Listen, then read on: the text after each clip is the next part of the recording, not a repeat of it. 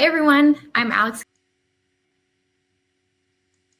Cunningham, the channel monetization lead for newsletters here at HubSpot Media.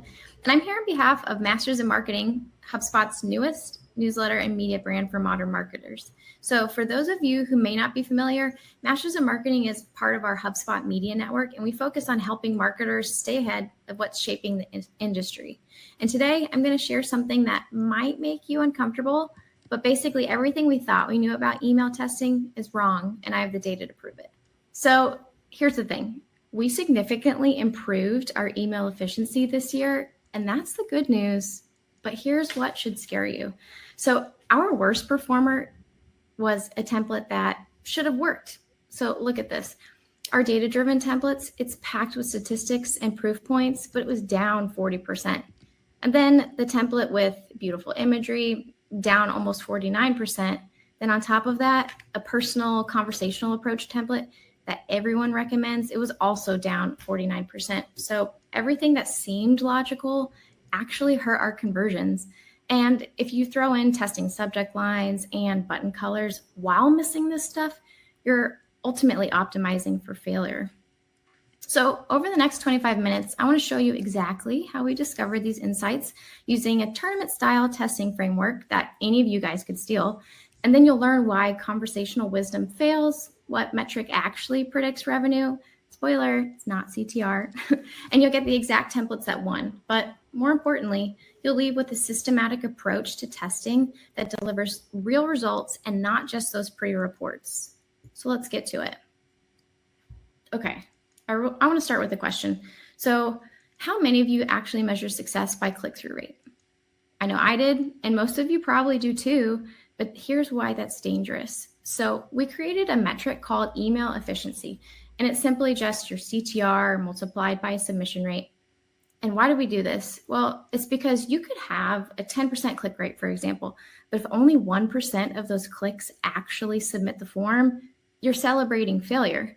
So this email efficiency formula prevents what I like to call that optimization theater. So you have great performance metrics, but they don't actually impact your revenue. So if you think about it, a clickbait subject line might get you those opens, or maybe a misleading CTA might get clicks. But if people bounce immediately, you've achieved nothing except for probably annoying your audience. So this email efficiency actually forces you to optimize for the complete journey from start to finish.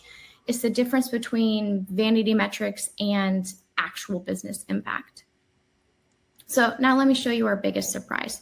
So this is our data-driven template. If you look at it, it's packed with statistics, proof points, third-party validation. It should work, right? Well, wrong. It actually performed 40% worse for us than our control. And 40% is a lot. And here's the kicker. We spent extra time crafting all those proof points, finding the perfect statistics, making it bulletproof. But I mean, why did it fail? Well, because statistics don't actually create that sense of urgency. They don't tap into emotion. Your audience doesn't need to be convinced with the data. They just need that immediate value. So we're solving for the wrong problem. But put it this way, think about your own behavior. So when was the last time that a statistic made you immediately click buy? Probably not recently. So this forced us to completely reframe what we test for. So looking at the left, you ask the questions about what's going to get you opens, what's going to look pretty, what's information dense. But what you should be asking is not what gets the open, but what drives qualified submissions, and not what looks pretty, but what creates that sense of urgency, and not how much information can I jam pack into this email, but how fast can we communicate the value? And if you take nothing else from this presentation, just take this. You're probably optimizing for the wrong outcomes. And that's not your fault. It's just what we've all been taught. But now you know better. So how did we test for what actually matters? So I borrowed something from March Madness. I happened to be running this test in March and thought, hey, the tournament bracket system could actually work. So here's how it works. Instead of testing one thing at a time sequentially, we ran parallel tests in rounds. So the winners advanced, losers taught us what doesn't work. It was faster, it's more comprehensive, and it prevents us from going down those rabbit holes. So we ran 3 rounds in April. Round 1, tested wildly different psychological approaches. Round 2 tested value communication methods. And then round 3 was our championship round, best versus best. So why do brackets beat sequential testing? Speed and learning velocity. In 4 weeks, we tested 7 completely different templates and had a definitive winner. But if I were to have done sequential testing, it would have taken me months. And all in all, it was faster and more efficient. So let's dig into the testing. All right, round 1, week 1. We tested 4 radically different approaches with a social media offer. So first up, we had our control. It's what we've been using for months. It's safe, it's familiar, has a decent baseline performance of 0.34% efficiency score. Then we threw in data-driven template. So this was packed with statistics, proof points, credibility markers. We thought intelligence would win, but it did not do so hot at a 0.21% efficiency score. Our third was our control plus an image. So it's our same template we'd been using, but with some beautiful hero imagery added. And surely visual interest would help, but it actually kind of tanked at 0.18% efficiency. So the image actually distracted from the message. And then lastly, we rounded it out with a letter/personal template approach. So this is that conversational, friendly, like an email from your colleague email. And all the copywriting blogs honestly say that this should work, but it did really bad for us too at 0.18% efficiency. So if you notice something, the control beat everything. And sometimes not changing is better than changing, but we weren't done yet. We had a few other templates we wanted to try. So moving on to round 1, week 2. So this was a different approach. We tested some value communication methods with our templates with an AI-focused offer. So first, we ran our control again, holding steady in that 0.36% efficiency range. Then we threw in a before and after template. It shows a transformation. So here's your problem, here's your solution. Classic story structure, 0.52% efficiency. Then we threw in a value prop template. Immediately answers the what's in it for me question. It's big, bold, benefit statements. There's no warming up. It's just the value. And this hit 0.53% efficiency. So really good. Then lastly, we had a recommended for you type template. So this was our attempt at a personalization angle. It's that curated feeling, decent, 0.38% efficiency, but not spectacular. So now we're getting somewhere. Value prop and before and after crushed everything. And when you lead with that clear value or transformation, people really start to pay attention. All right, so now it's week 3, moving into the semifinals. So this is where it gets interesting. We took the top performers from our parallel tests. So from week 1, that was our control, our original template, and our data-driven template. Then from week 2, it was our value prop template and our before and after template. Those were honestly our clear front runners so far at 0.52%, 0.53% efficiency scores. So we tested with an AI executive coach offer, and value prop maintained its lead at 0.53% efficiency again. And before and after dropped just slightly to a 0.49% efficiency score. Original template, that control held steady in that 0.3% range, and data-driven, it was still struggling along at 0.21%.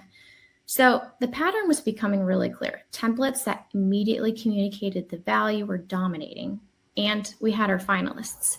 So value prop and before and after would face off in the championships.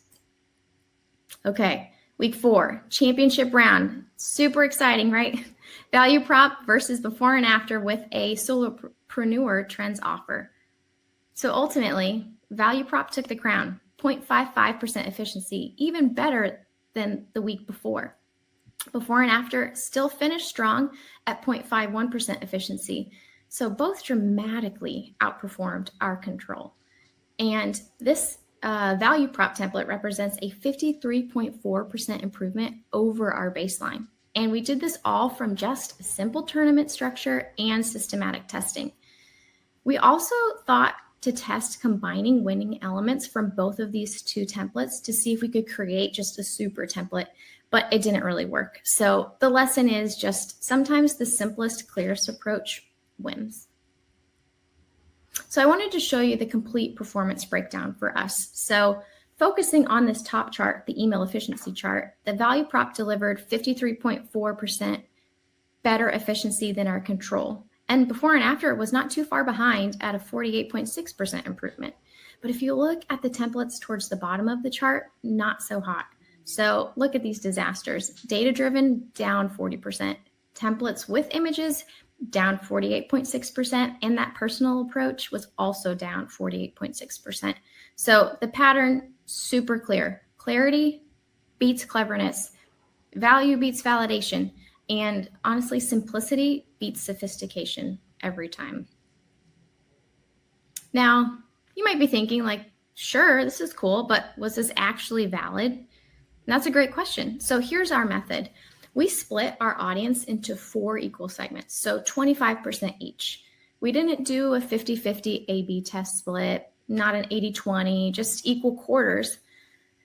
And why did we do that? Well, it was because we had so many tests to run. We were able to test multiple variants simultaneously with the same send conditions. So each segment we made sure was randomly selected, balanced for time zone, engagement, list tenure. And this honestly prevents that good list problem that sometimes you can have where one variant gets all of your best subscribers.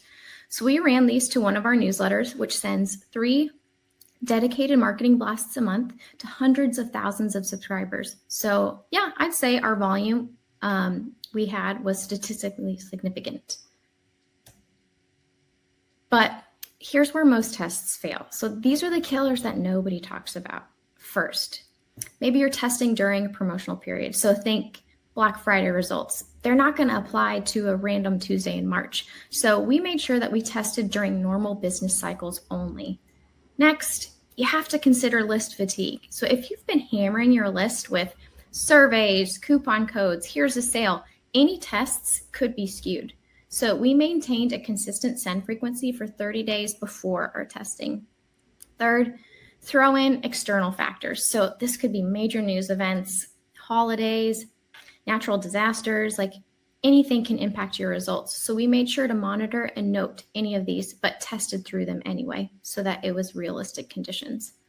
And then lastly, and this one is pretty huge, statistical versus practical significance. So think about a 2% lift might be statistically significant, but if it doesn't cover the effort to implement, I mean, who cares? So we looked for a minimum of 20% improvement to matter. So what's the minimum that you actually need for valid testing? Well, here's my recommendation. Volume, I'd say at least 1,000 conversions per variant for B2B, and then make it 5,000 for B2C. Below that, you're kind of just guessing. And for a test duration, make sure you maintain a full business cycle for your minimum. So for us, that's a week to capture all of the user behavior. But industry standard says you can get away with 3 days. Just make sure never to call a test after 24 hours unless you only care about quick responders. And then your confidence level. We used a 95% confidence interval, and anything less, you're kind of gambling. So ultimately, when do you call a winner? Well, you need to meet 2 different conditions. The first is when you have statistical significance, and the second is that the improvement is worth the implementation effort. So make sure both of those conditions are met and not just one. Okay, so let's dig into what actually worked.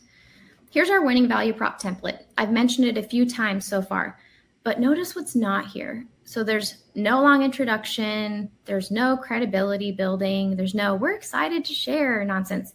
It just starts immediately. So the headline has a clear outcome. The boxes are just benefits, not features.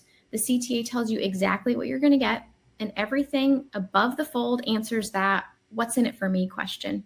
And this type of template can work best for offers with tangible, immediate value. So think tools or templates or reports, things that people can use today. So if your offer has a clear return on investment or time savings, this would be an awesome template for you. And then we can't forget our runner-up. So the before and after template, pure psychology. This top section validates the pain. So, yep, this is my problem. Bottom section shows the solution. Oh, that's where I want to be. So this offer bridges the gap. It crushes for things like process improvements, skill development, transformation type offers, anything where the audience has a clear current pain and then a desired future state. And what's brilliant is this template handles objections without being defensive. So by acknowledging the current state, you build that trust. And by showing the future state, you create the desire. Now, I want to share something that absolutely shocked us and probably challenges what you believe too. So first, data doesn't convince. I mentioned it before. Our data-driven template just wasn't up to par. So it was one of our worst performers, and your audience doesn't need more proof. They just need to understand value quickly. Second, images, they just distract. So every template that we ran with imagery performed worse in email. So attention is scarce already. Images compete with your message instead of supporting it and just pushes everything farther down below that fold. Third, personal tone just kind of alienates. The conversational approach just felt fake in a promotional context, and your audience knows when you're trying to hide marketing. And then lastly, less is actually more. So our winning templates had fewer elements, fewer words, fewer ideas, but they communicated that value faster. So if you think about it, we spend all this time and money adding proof points, designing images, crafting conversational copy, and it all just makes things worse. Now, let's jump into some of the numbers that you actually care about. What's the impact? So based on our results, we're forecasting an additional 12% in leads per month. So that's from the same audience, same send frequency, just better templates. And here's the real win. This took zero additional budget. So no new tools, no extra sends, no list growth required, just better templates based on actual testing.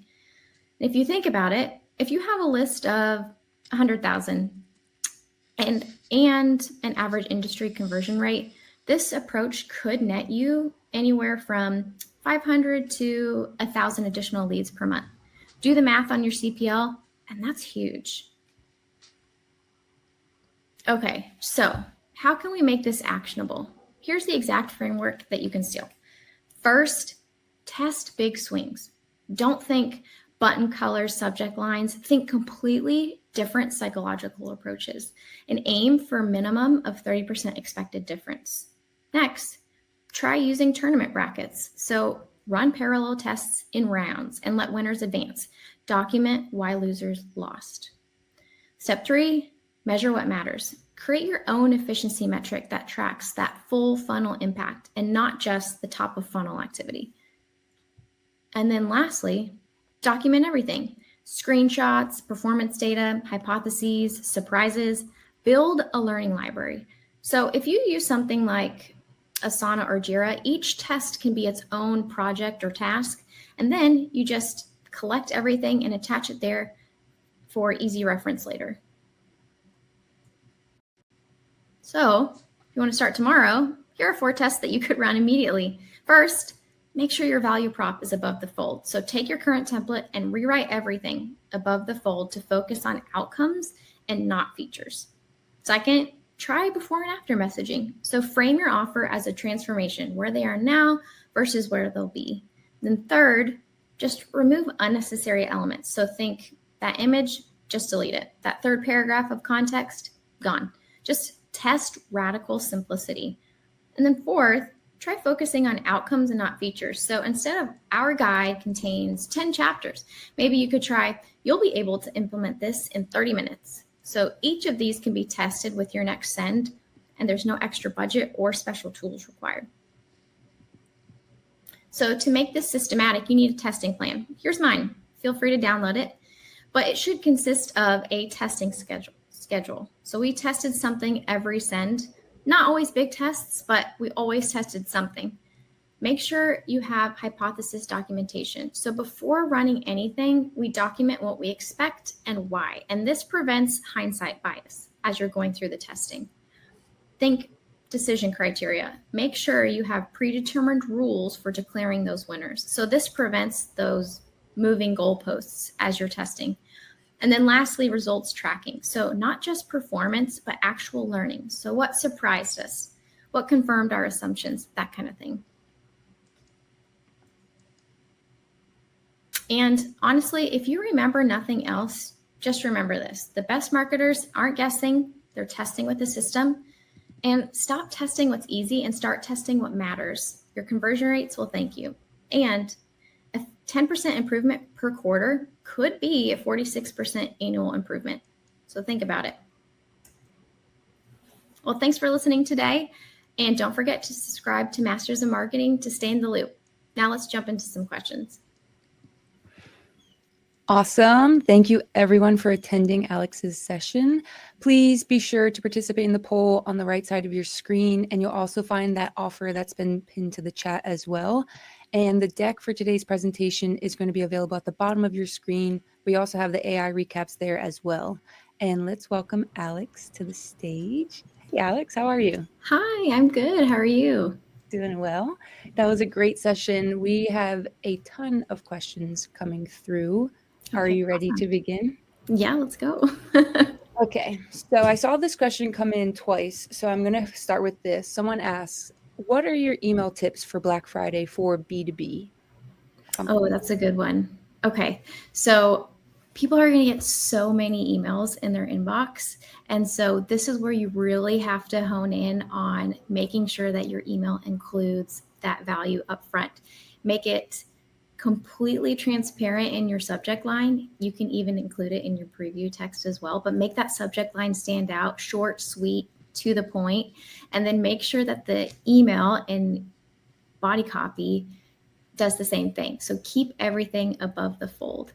And honestly, think about maybe sending it during like the afternoon or mid-morning instead of bright and early, because then it gives you a different chance to come up in somebody's inbox instead of the influx that everybody gets in that like 5 a.m. to 6 a.m. hour. 100%. Someone else asks, do you think that you should consistently use the same template for monthly email deployments?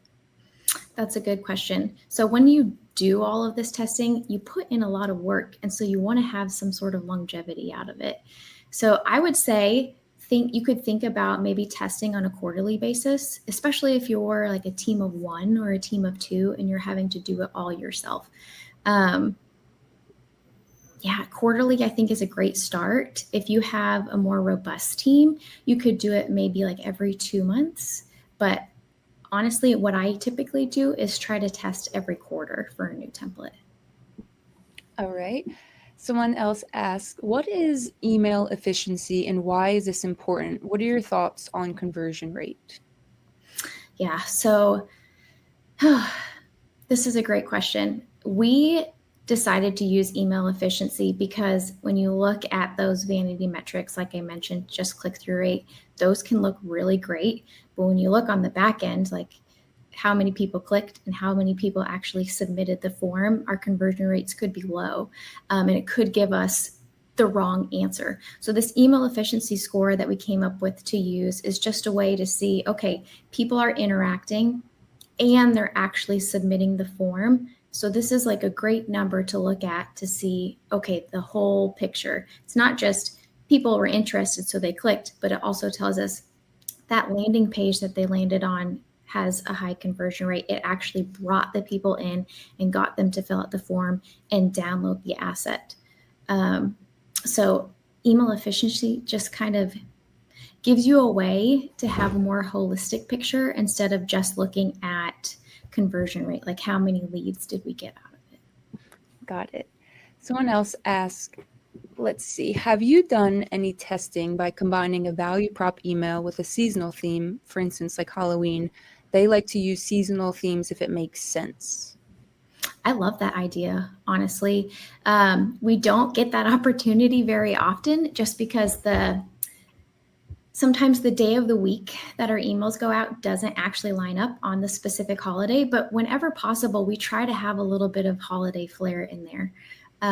So we have included, some more holiday specific subject lines or call outs when we have something going out on Halloween or Halloween week. And the same thing for kind of the Christmas, New Year's spread. We try to throw in a little bit of witticisms in there into our copy. Yeah, and I guess you can always make the holidays into like those days of the year. What is it, like National Hot Dog Day or something? Like you can always Yeah, make that those would be fun fun. too. You can make your own holiday, you know? Yeah. Um, Yeah. Find those like obscure things. Those are always funny. I think those yeah, catch people's attention. yeah. All right. Someone else asked, how would you test designs like these if you don't have a large subscriber base? We have about 13,000 subscribers, so it's not often we have a clear winner. That's a good question. So I'd pick one or two to start with first and try to run that consistently. If you have an offer or something that you can repeat, I would do that with these two. So for us, we republish offers probably every 30 days or so. We'll run it to the audience again. So you can use that to compare with the first iteration that you ran it, you used template A. And then the second time you ran it, use template B. And then you can test that way. So you're not splitting your audience into a 50-50 split. You're just sending a different template to the same audience, but you give it a little bit of breathing room with that kind of 30-day buffer. And that lets you have a bigger audience size without having to worry about like running a test on the same day. Yeah. Someone else asks, if you already have their email, should you be sending to a gated or ungated page? How does sending to an ungated page work with the efficiency formula? That's a good question. So this test was all gated. Everything that we sent everybody to was gated. The difference here is if someone has already converted, the user flow for them is they don't have to fill out really any fields. It auto-populates for them so they can still download the form. So from an email efficiency perspective, it still shows us that people were interested in it. They won't count as a net new lead for us, but it shows us like this subject matter works, this template style works, this format works. So that's kind of what we did. Someone asked, for the test, what was the industry targeted for these? Trying to see if they're applicable in my industry, if it's more unique. I think it might be unique. I guess maybe give me a little bit more context on like what you mean. Are you talking about like email efficiency industry? That's all they wrote. So I'm going Okay. to move on. Okay. Let's see. Someone else asked, can you run a tourney style test when you don't have a large send list? Yeah, I think so. I guess it would depend on how large or small. How large the are we list talking, is. guys? Yeah. You don't need a list that's, like, I don't know, 1.2 million. I think you can try 50, you can try 50K, you can try 100K. And the tournament style, you don't have to have 4 different templates per send. Like you could still do a tournament style and do like two different variants per send. I think you can honestly get creative with it. Perfect. We've got a ton of questions, so I'm trying to find if there's any repeat ones. So let's see. I know someone said in a nonprofit scenario, would you measure CTR and donations? Yeah. CTR and donations. So you could use donations instead of submission rate. Is that what they're asking? I don't see why not. I mean, honestly, the email efficiency score that we came up with was kind of unique to us. It could apply to other types of businesses just like ours, but you could create your own email efficiency score and just instead of submission rate, you could substitute donations in there. Another thing you can do is, like, I'm a team of 1 for newsletters, and so I'll often use like Claude and ask it questions as like a brainstorming back and forth. So you could even put that in there, like, I have this formula, but submission rate maybe doesn't apply to me.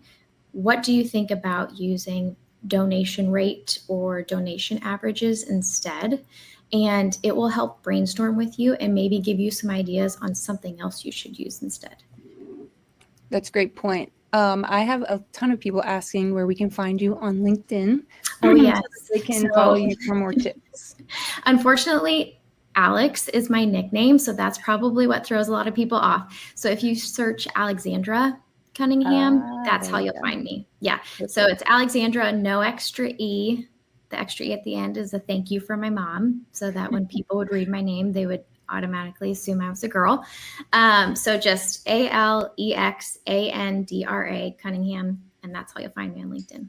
Amazing. Thank you so much, Alex. I love the HubSpot Masters in Marketing newsletter. It's so great. Follow Alex on LinkedIn. And thank you all for being here, Alex. Thank you so much for being here. And I hope everyone enjoys the rest of the conference. Thanks, y'all. Thank you.